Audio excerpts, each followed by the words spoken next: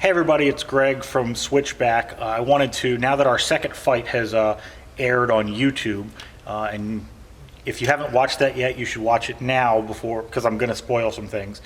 But I wanted to talk a little bit about our first two fights of the season and maybe give you a little bit of a deeper explanation about some of the things that some people online have been having some questions about. So our first fight against Gruff was obviously our first time in the arena. I really hadn't had that much time driving the robot prior to that fight, and there were obviously some bugs to get out. As you can see, this is the bottom of Switchback. We've never actually published any photos of this before this, but this in the middle, this is our ARM gearbox. And so in the Gruff fight, for the most part, everything worked pretty well, except the motor wire for this motor normally gets routed out the side, like you see it here. This is our after that fight configuration. But when we were wiring this up before the Gruff fight, this wire actually was routed, this motor was clocked and it was routed the other way around. And so down here, when the frame twisted a little bit, it sliced one of the wires. So that's why our arm wasn't able to move. But you know, from a mechanical standpoint, we left that Gruff fight reasonably unscathed. Now, for every individual fight, we have different blade stack configurations. Our blades are individual stacks, so we can do them as spread out or in chunks. So we try to do that a little strategically based on what we're going to hit, but as we go through the season and other fights, we kind of pick a stack and kind of go with it. So in preparation for our match with Slammo, we decided to go with a triple stack, trying to line up with Craig's uprights, because we really wanted to try to come and bring the drum right over to the joint of those of Slammo. So that worked out all right for us, and obviously we got that win in that fight.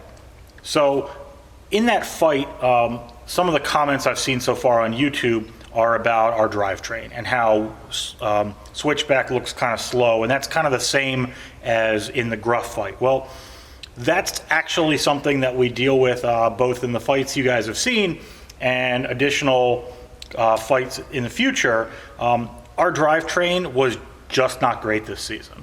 We did some things and we kind of paid for them, and there wasn't much to change when we were at the event. That's something we're definitely addressing for the next revision of Switchback. But let me walk you through a couple of things. So on a robot like Switchback that has an entirely extra mechanism like this ARM gearbox, we need to figure out other ways to simplify the robot, because it's all about weight. If we take weight from one place, it has to go into another place. So one of the ideas that we had was to make the drivetrain as simple as we possibly could in order to save the weight of all the extra gearing and gearbox and things like that. So we custom wound our own motors, brushless motors for the drivetrain, trying to go with a really low kV.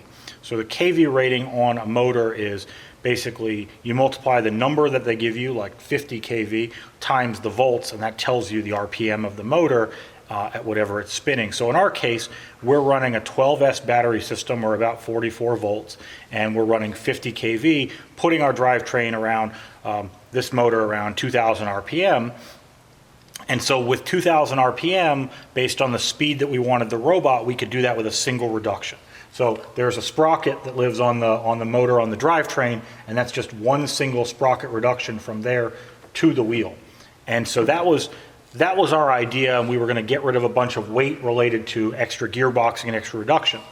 The problem is that when you have a low kV motor, the internal resistance of the actual motor is much higher, meaning it's going to want to pull more current when it runs, but also it's got a much lower top level on the amount of current that you can push through it because of that internal resistance.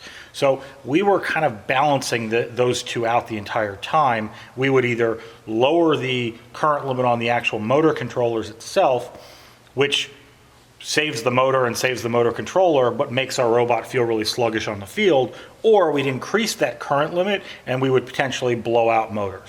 And so that was a balancing act that we were trying to solve all season. Ultimately, we ended up making a newer sprocket for the motor to get a little bit of extra reduction, lower our top speed a little bit, and give us a little bit more low-end torque. But in the end, what really needs to happen is for Switchback V2, we're going to look at the robot's drivetrain altogether, go with a much higher kV motor with a larger gear reduction, so we're at the right point on the power curve, and the robot will be able to perform much better. And we're going to be working on those experiments leading into the next season of Battlebots. The other kind of improvement that we want to make to Switchback is actually about our weapon engagement.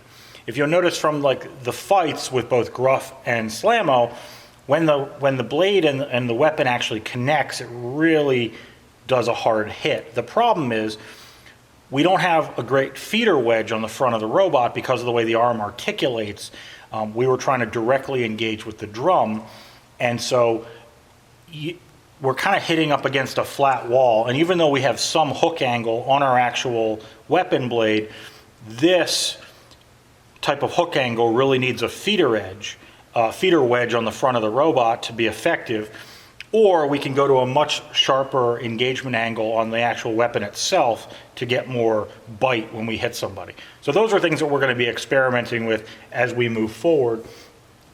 I do want to give a big thanks to both, Sam and the team on Gruff for our first fight, and Craig and the team on Slammo for the second fight. It was really great, getting to know all the other builders and, fighting with folks who are real friendly. One of the things you might not know is that we actually were pit neighbors with Slammo, so we actually got to hang out with them the entire time through the actual event. So all really great people. Obviously in every fight someone has to win, and we're happy to get our first win in Battlebots, and you'll have to tune into future episodes of Battlebots to see how we do in our next fight.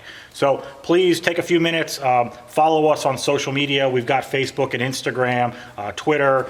We really appreciate that. You can check out our merch store at switchbackonTV, and if you've got any questions, feel free to leave them in the comments. We're happy to talk to you guys and explain what's going on with this machine. Have a good one.